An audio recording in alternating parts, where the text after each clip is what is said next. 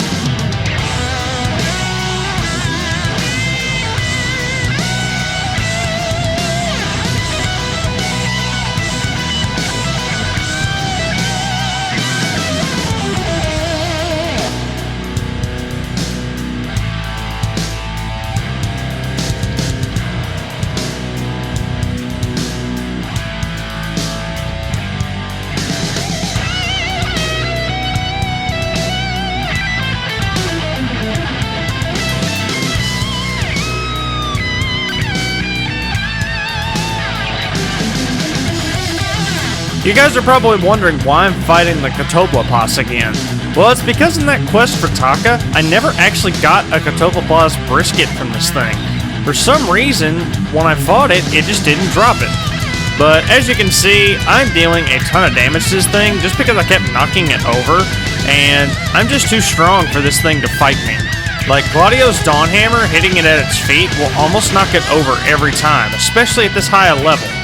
I mean, it's a little ridiculous how overpowered I am to these things. Anyway. You could serve an army with this. It'll take an army just to haul it back. Got that right. And we complete this hunt, so I figured I might as well do that. And it did count towards getting Sid's, like, upgrade thing to speed up, so I figured I might as well do it. So y'all got what I asked for. Tell me now. You boys like steak? Oh, yeah. You bet. Good. You see, the last few jobs I gave you, they weren't from Sid. They were from me. Ah. And I reckon you deserve something by way of thanks. So I'm fixing to create a whole new recipe in your honor. A heartfelt token of my appreciation. Yeah. I'm flattered. Definitely. So y'all make sure you order it next time you're around. Guess it won't be on the house then. No. Anywho, this is your pay for the hunt. It's good eating. Take it from me. And as usual, this is actually the final part of Taka's quest line, and it gives you a really good recipe. And as per usual, he pays us in food because he's awesome like that. You boys eating your fill? Now, I decided not to get this yet, but it's the Sizzling Humongo Steak. It's really good. It boosts maximum HP by 1,000, and it gives you endurance, which enables you to sprint without expending stamina, which is really nice. That is amazingly nice, and I might actually need that at some point. So, that was all the quest I wanted to do. Your honor, huh? Does it have beans in it? Hope not. Better not. Still, it's a clever way to thank you at little expense. Food for thought. Dang it, Ignis. Yeah. Your weapon is ready and waiting for you. There y'all are. And we finally have all the weapons that you can upgrade, and they are fully upgradable. Not that I'm going to be using all of them, but I wanted to do it for completion's sake, and I can't believe it took me this long to get the noise blaster. Now, the real reason I held on to the experience band for so long. Triple experience points. Kinda early, isn't it? Little pricey, and I did this really early in the day, but sit back, relax, and be in amazement as these levels come at you faster than a machine gun. Level up! Go!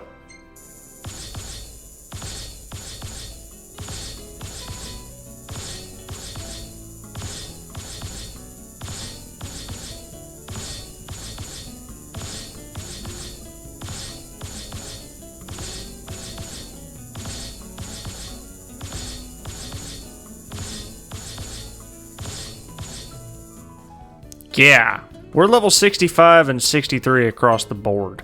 That is ridiculous. I am in way too good a shape for the end of the game. Good morning. And this will pretty much give me what I need to defeat the final boss. But before that, next episode, we're going to go find the last Royal Arm and do that one quest for Dino. And that's all really we're going to do. So, next time, join me when we go find the final Royal Arm. And then after that, to the end of the game we go. Thank you guys so much for watching. Rudrake out. Huh. Weird building, eh, guys? It's like no architecture I've ever seen. Wouldn't want to meet the weirdo who built this.